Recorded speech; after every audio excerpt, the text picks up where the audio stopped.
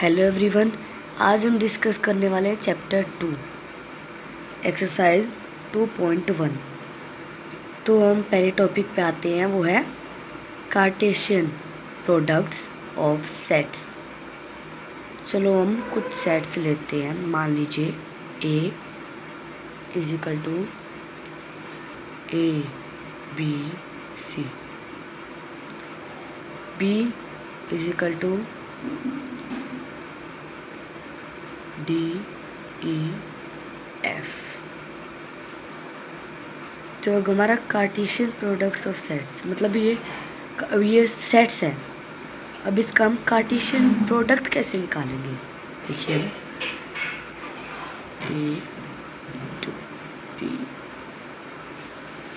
ये बीच का sign Cartesian product का साइन होता है, इजिकल टू। तो हम कैसे करेंगे इसे? पहले A मल्टीप्लाई होगा D से, A D,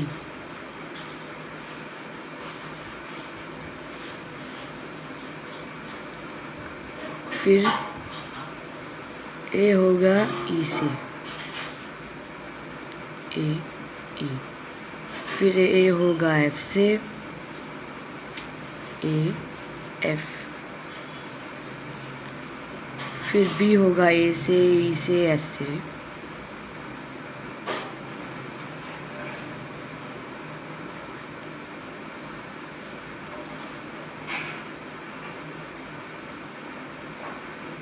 और C भी इन तीनों से होगा, C A, C E, C F। ये हमारे कितने हुए? ये सब सेट्स हुए ना इसके सेट्स के 1 2 3 4 5 6 7 8 9, टोटल 9 सब सेट्स हुए। तो इसे तो हम बोलेंगे, क्या बोलेंगे? Cartesian product. इसे हम कार्टेशियन प्रोडक्ट बोलेंगे। और इसके जो ये सब सेट्स आए हैं, इन्हें क्या बोलेंगे हम? इन्हें बोलेंगे हम ऑर्डर्ड पेयर, क्योंकि ये ऑर्डर्ड है, पूरी वे में है। मतलब ये पहले इससे होगा, फिर इससे होगा, फिर ये F से होगा, ये ऑर्डर में आ गया, फिर B से, इससे फिर C होगा। तो बिल्कुल फॉर्मेट में जा रहे हैं और बिल्कुल ऑर्डर में है। मतलब पहले C आएगा इसमें हमेशा और फिर F आएगा। अब आप सोच रहे होगे कि इसकी प्रॉपर्टीज क्या होती है? वैसे इसकी कोई प्रॉपर्टी नहीं है। देखिए B इंटू A, सोच रहे होगे आप सभी कि इसका भी सेम ही आंसर है, तो ये दोनों इक्वल होंगे। नहीं, ये दोनों इक्वल नहीं होंगे। अब देखिए मैं बताती हूँ कैसे। अब ये है, अब पहले हम B को मानेंगे क्योंकि पहले B आया है, तो पहले हम B को लिखेंगे। पहले ये D A से होगा, फिर B से होगा, फिर C से होगा। चलो अब लिखती हूँ मैं भी, D A D B D C, और अब ये E होगा A से, B से, C से, फिर F होगा A से, B से, C से, E A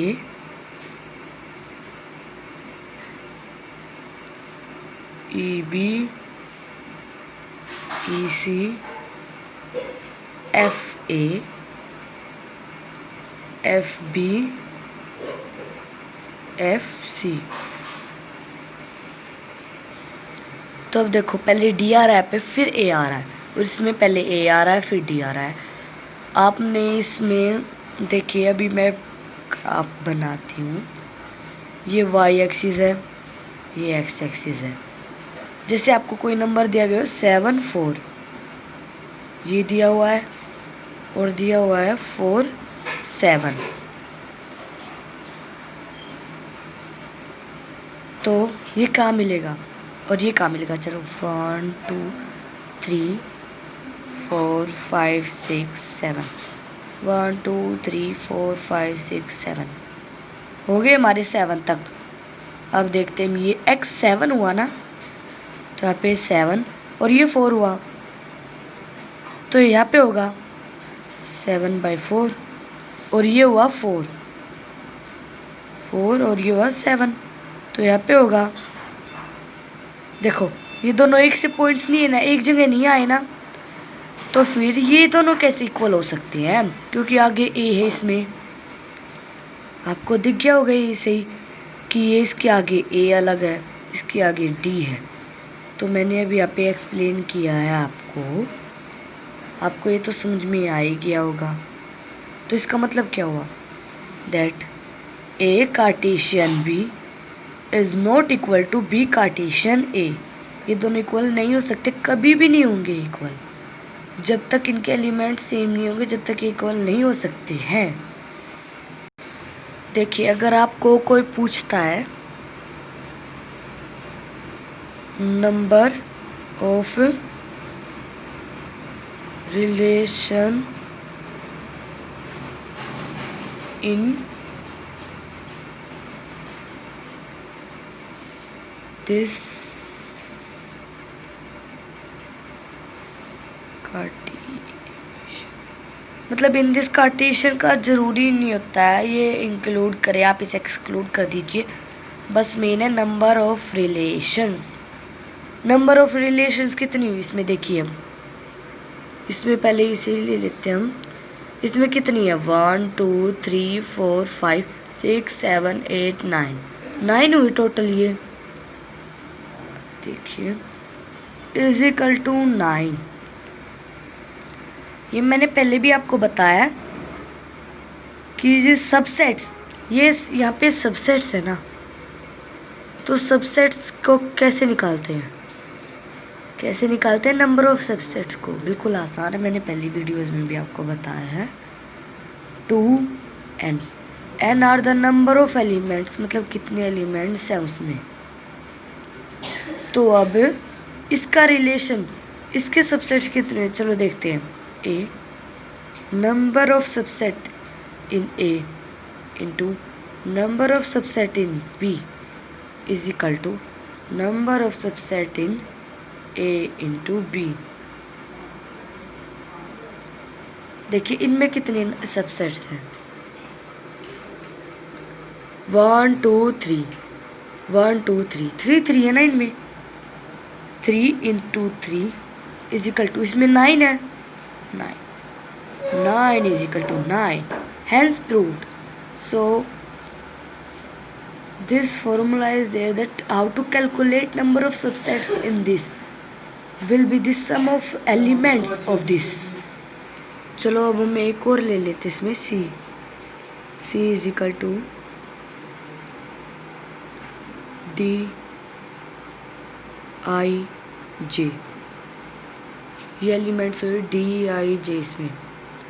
तो कभी कभी क्वेश्चन आ जाता है इसी का ही, देखो ए मीन्स कार्टेशियन प्रोडक्ट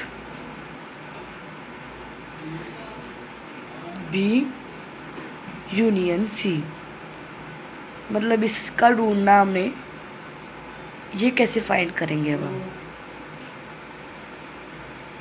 चलो पहले आप इंटरसेक्शन ले लीजिए, तो आप लिख दीजिए ए टू बी इंटरसेक्टिंग सी। पहले आप कौन सा करना, चलो पहले हम ये करते हैं। तो इसमें देखो बी इंटरसेक्टिंग सी। अब आते हैं हम ऊपर, बी के कितने D E F D I J, इनमें डी डी कॉमन है बस, तो हम लेंगे इसे ए इंटू डी।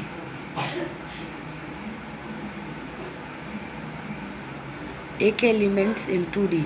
ए के एलिमेंट्स कौन कौन से हैं, चलो मैं अभी यहाँ पे ए के एलिमेंट्स लिख देती हूँ, ए बी सी। ये तो बिल्कुल आसान सा इसमें।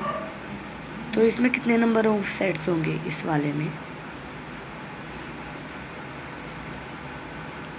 a multiply with D AD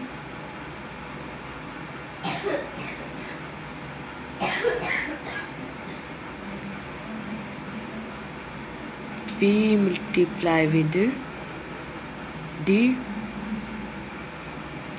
C with D। तो ये निकला है हमारे 3 एलिमेंट्स है इसमें। अंडरस्टूड? हाँ, समझ में ही आ गया होगा आप सभी को। चलो मैं एक और क्वेश्चन बता देती हूँ जो इस एक्सरसाइज में होगा ज़्यादातर। इफ़ मतलब मैं उस क्वेश्चन के बारे में नहीं बता रही हूँ, मैं एग्जाम्पल दे के बता रही हूँ आपको। x+1, y-2 is equal to 3, 1। इसमें आपको फाइंड करने हैं, find x and y। Okay, question समझ में आया? तो अब इसे सोल्व कैसे करते हैं?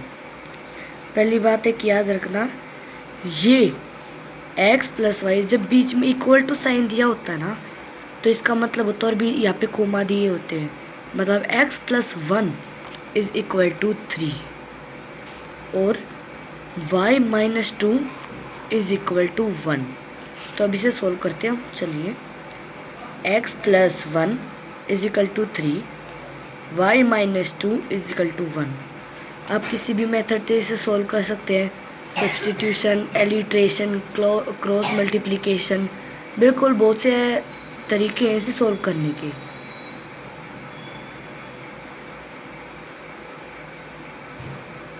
देखिए,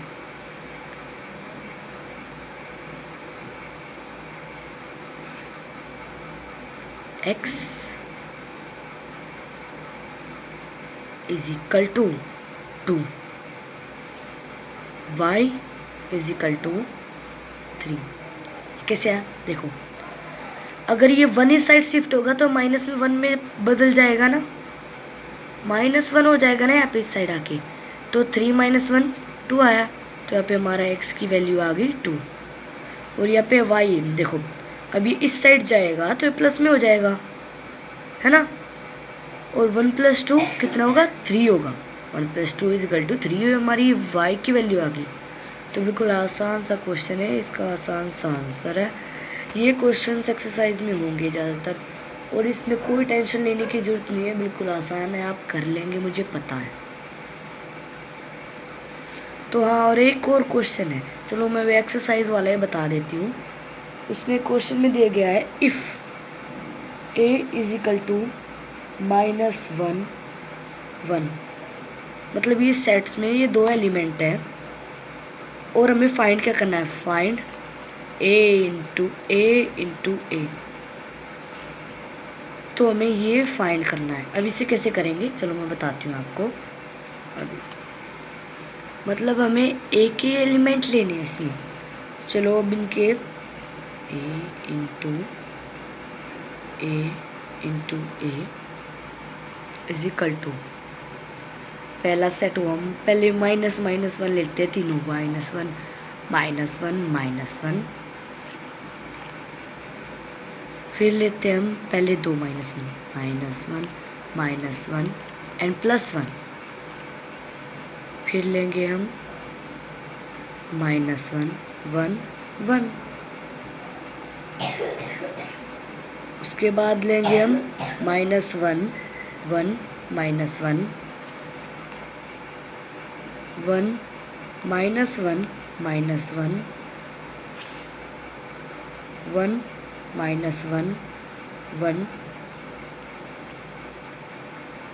1 1 -1 एंड लास्ट 1 1 1। ये हमारा हो गया। कितने हुए? 1 2 3 4 5 6 7 8 हुए ना, है ना। तो इसमें 8 बनेंगे, क्योंकि 3 बार मतलब एक ही एलिमेंट लेने थे हमें, तो कितने बन सकते हैं? 8 बने, है ना। समझ में तो आ गया होगा। मतलब हम इन्हें आगे पीछे भी ले सकते हैं, क्योंकि मैंने आपको ग्राफ को पिछली अभी से थोड़ी देर पहले ही बताया था ना, ग्राफ का मेंशन करके, कि ये बहुत डिफरेंस बनाते हैं। ये ऐसे ये आगे -1 बहुत डिफरेंस बन जाता है अगर ये पीछे शिफ्ट हो जाता है तो, और यहाँ पे 1 आ जाता है, वो सेम नहीं माने जाते हैं।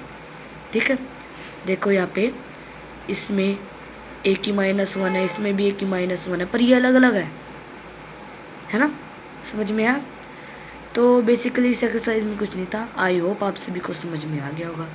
अगर आपको नहीं आया तो कमेंट सेशन में ज़रूर मुझे वे बता दीजिएगा, वो क्वेश्चन लिख के मुझे बता दीजिएगा कि आपको कौन सा क्वेश्चन समझ में नहीं आया, मैं ज़रूर उसे एक्सप्लेन करूँगी। Thank you.